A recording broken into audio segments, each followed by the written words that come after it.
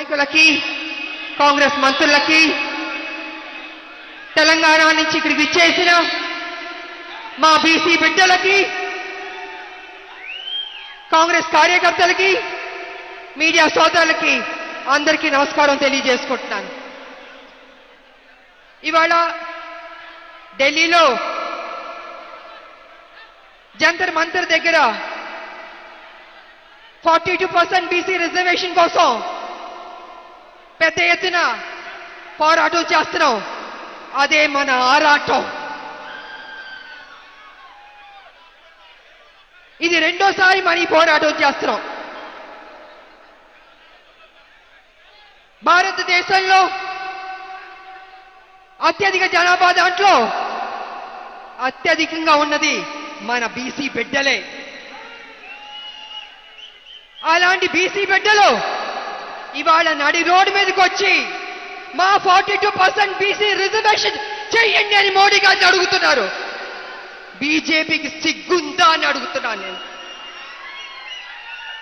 BC బిడ్డలంటే అడుక్కోవాలా?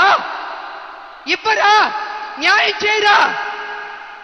అంటే మా శ్రమని దోచుకుంటారు, మా ఓట్లు గుంజుకుంటారు.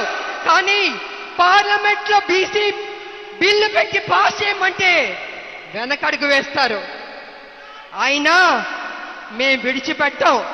కాంగ్రెస్ ముందడుగు వేసింది, సాధించే వరకు విడిచిపెట్టే ప్రసక్తి లేదు. బీసీ బిడ్డలారా, తెలంగాణ ఉద్యమం అనేక కష్టాలు, నష్టాలు, పోరాటాలు చేశాం. ఫైనల్ గా సోనియా అమ్మ మనకు తెలంగాణ ఇచ్చింది, సాధించుకున్నాం. అదే విధంగా బీసీకి కూడా 42% రిజర్వేషన్ కూడా డెఫినెట్ గా సాధిస్తాం. వదిలిపెట్టే ప్రసక్తి లేదు. ఇవాళ